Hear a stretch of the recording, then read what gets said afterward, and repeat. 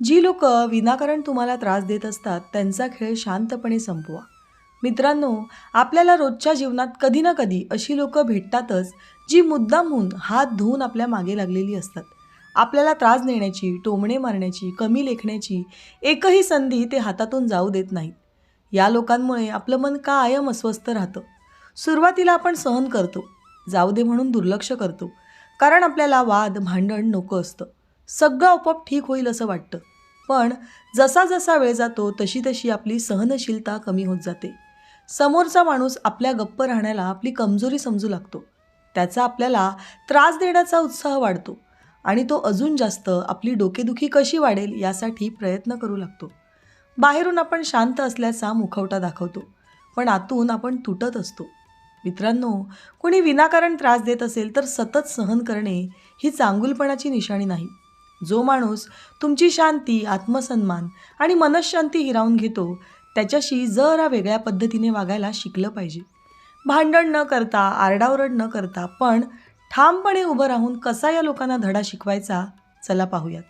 1. तुमच्या गप्प राहण्याचा अर्थ तुमची कमजोरी नाही. शांत राहण्याला तुमची ढाल बनवा. खूप लोकांना वाटतं की हा गप्प बसतो, बोलत नाही म्हणजे हा कमजोर आहे.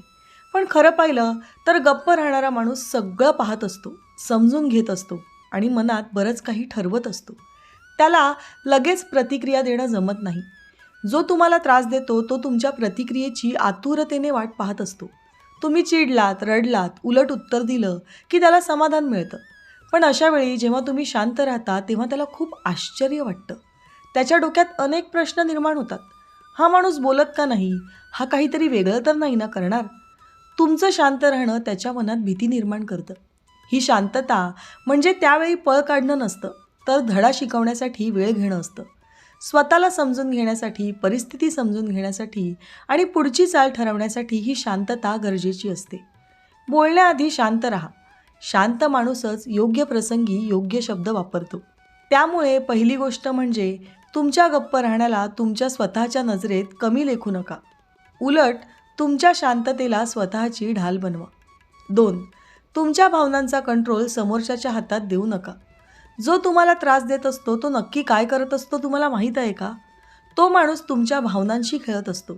कधी अपमान करून, कधी तुमच्याकडे जाणून बुजून दुर्लक्ष करून, कधी तुम्हाला टोमणे मारून तो तुम्हाला अस्वस्थ करतो. तुम्ही भावनिक झालात, अस्वस्थ झालात, रडायला लागलात की त्याने ती लढाई जिंकलेली असते. म्हणून सर्वात महत्त्वाचं म्हणजे स्वतःच्या भावनांवर नियंत्रण ठेवणं. याचा अर्थ भावना मारून टाकायच्या नाहीत, तर त्यांना योग्य ठिकाणी वापरता आलं पाहिजे. प्रत्येक गोष्टीवर लगेच प्रतिक्रिया देणं थांबवा. मनात राग आला तरी थोडा वेळ थांबा. विचार करा, यावर प्रतिक्रिया देणं खरंच गरजेचं आहे का ते ठरवा. हळूहळू तुम्हाला जाणवेल की समोरचा माणूस तुमच्यावरचा ताबा गमावत आहे, कारण त्याला जे तुमच्याकडून हवं होतं ते त्याला आता मिळत नाही आहे. हीच तुमची खरी मानसिक ताकद आहे. 3.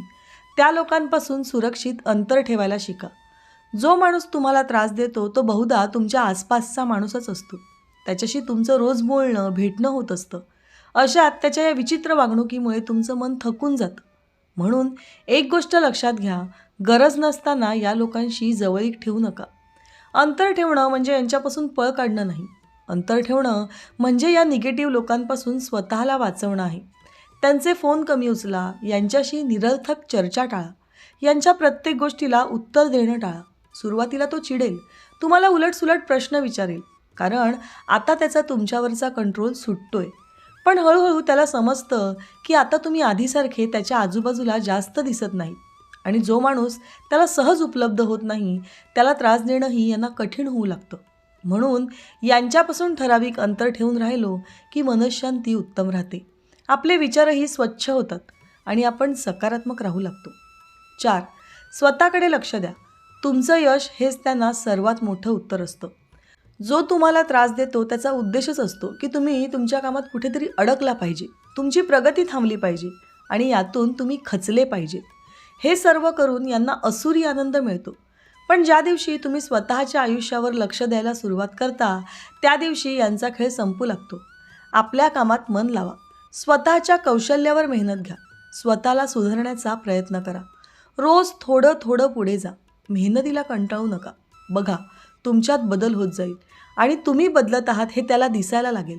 तो बोलून काहीतरी वेडंवाकडे उद्योग करून तुम्हाला दुखावण्याचा, थांबवण्याचा प्रयत्न करेल, पण तुम्ही मात्र पुढे चालत राहा. मित्रांनो, जेव्हा तुम्ही स्वतःसाठी जगायला लागता ना, तेव्हा अशा त्रास देणाऱ्या लोकांचं अस्तित्व छोटं होत जातं. 5. ताबडतोब येणाऱ्या प्रतिक्रिया कमी करा, कारण अशा प्रतिक्रिया समोरच्याला ताकद देतात. जो माणूस तुम्हाला त्रास देतो तो तुमच्या त्वरित येणाऱ्या प्रतिक्रियेची वाट पाहत असतो. तुम्ही चिडलात, रडलात, मोठ्याने बोललात की त्याला वाटतं की आपण याला कधीही हलवू शकतो. म्हणूनच लक्षात ठेवा की कमी प्रतिक्रिया म्हणजे कमी नुकसान. प्रत्येक टोमण्याला उत्तर देणं गरजेचं नाही. प्रत्येक अपमानावर स्पष्टीकरण देऊ नका. मला माहिती आहे हे सोपं नाही. तुम्हाला सुरुवातीला हे अवघड जाईल, कारण आपल्याला नेहमीच खूप बोलायचं असतं. पण हळूहळू तुम्हाला कळेल की काही वेळा शांत राहणं हे खूप फायदेशीर असतं. समोरचा बोलतो, टोचतो, पण तुम्ही त्याला लगेच प्रतिक्रिया देत नाही, तेव्हा त्याला अस्वस्थ वाटायला लागतं, कारण त्याचा डाव फसलेला असतो. तो जितका बोलतो तितके तुम्ही शांत राहता आणि ही शांतता त्याला जास्त त्रास देते. 6. स्वतःची किंमत ओळखा, कारण ज्याला स्वतःची किंमत कळते त्याला कोणीही त्रास देऊ शकत नाही. जो माणूस तुम्हाला त्रास देतो त्याने हे गृहीत धरलेलं असतं की तुम्ही स्वतःला कमी समजता. तुम्ही सहन कराल, गप्प बसाल, स्वतःला दोष द्याल हे त्याने जाणून घेतलेलं असतं. पण ज्या दिवशी तुम्हाला स्वतःची किंमत कळेल त्या दिवशी सगळं बदललं म्हणून समजा. तुमचं आयुष्य, तुमचा वेळ, तुमची मनःशांती खूप महत्त्वाची आहे.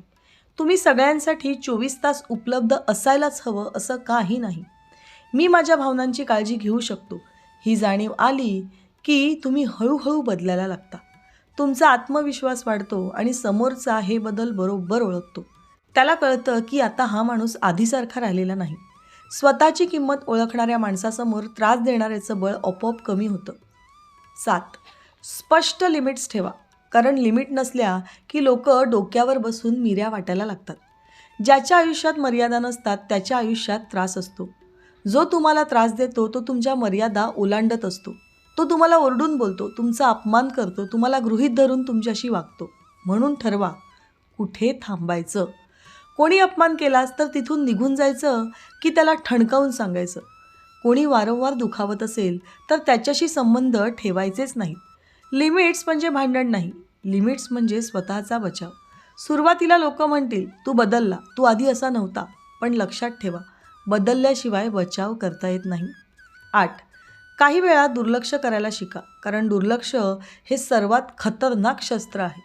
जो माणूस तुम्हाला त्रास देतो त्याला तुमचं अटेन्शन हवं असतं. त्याला हवं असतं की तुम्ही त्याच्यावर रागराग करावा, स्वतःला दुखवून घ्यावं, त्याच्याबद्दलच विचार करत राहावा. तुमचं त्याच्याकडे असलेलं लक्ष म्हणजेच त्याचं बळ असतं. पण ज्या दिवशी तुम्ही त्याच्याकडे दुर्लक्ष करायला सुरुवात करता त्या दिवशी तो हादरतो. तुम्ही त्याच्या बोलण्यावर प्रतिक्रिया देत नाही, त्याच्या वागण्याला महत्त्व देत नाही. तेव्हा त्याला स्वतःचाच राग येतो, कारण तो जे करतोय त्याचा काहीच परिणाम तुमच्यावर होत नाही हे त्याला सहन होत नाही. दुर्लक्ष करणं म्हणजे कमजोरी नाही. दुर्लक्ष म्हणजे तुम्ही ठरवलंय की माझी मनःशांती या सर्वांपेक्षा महत्त्वाची आहे. 9. यशाने उत्तर द्या, कारण यश हे न बोलता दिलेलं जबरदस्त उत्तर असतं. जो तुम्हाला त्रास देतो तो तुमचं अपयश पाहायला आतुर असतो. तुम्ही थांबावं, खचावं अशी त्याची दृढ इच्छा असते. पण तुम्ही जर शांतपणे स्वतःच्या कामावर लक्ष दिलं, स्वतःला सुधारलं, पुढे गेलात, तर तेच त्याच्यासाठी सर्वात मोठं दुखणं ठरतं. तुम्ही बोलत नाहीत, भांडत नाहीत, पण तरीही पुढे जात राहता. ही गोष्ट त्याला आतून जाळते, कारण त्याला वाटलेलं असतं की तुम्ही त्याच्यामुळे मोडाल, पण तुम्ही तर अधिक मजबूत झालेले असता. तुमचं यश त्याला दाखवतं की त्याच्या वागण्याचा काहीही परिणाम तुमच्यावर झालेला नाही. यशाने दिलेलं उत्तर बोलून, भांडून दिलेल्या उत्तरापेक्षा प्रभावी असतं. 10. खूपच गरज पडली तर त्याला आयुष्यातून कायमचं काढून टाका, कारण स्वतःपेक्षा मोठं जगात काहीच नाही.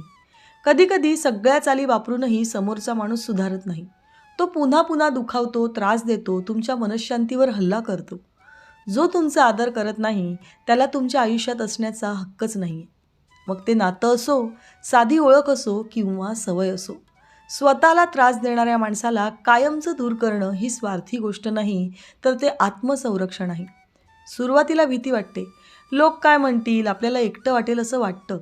पण नंतर लक्षात येतं की मनाला मिळालेली शांतता कोणत्याही नात्यापेक्षा मोठी असते. एकदा का तुम्ही ठाम निर्णय घेतलात की समोरच्याची ताकद पूर्णपणे संपलीच म्हणून समजा, कारण त्याचा तुमच्या आयुष्यातला दरवाजा कायमचा बंद झालेला असतो. मित्रांनो, आयुष्यात प्रत्येक वेळी शांत राहणं म्हणजे सहन करणं नसतं, तर कधीकधी ते स्वतःला वाचवण्याचं शहाणपण असतं. एखादा माणूस तुम्हाला वारंवार त्रास देतो, तरीही तुम्ही तिथेच थांबता आणि मग त्याचा खेळ सुरू होतो. पण ज्या दिवशी तुम्ही स्वतःची किंमत ओळखता, स्वतःच्या लिमिट्स ठरवता आणि मनाला शांत ठेवून तुमची रणनीती आखता, त्या दिवशी त्याचा खेळ उलटा पडतो. भांडण, आरडाओरड, राग या सगळ्या गोष्टी क्षणभरच समाधान देतात, पण शांतपणे घेतलेले निर्णय आपलं आयुष्य बदलू शकतात.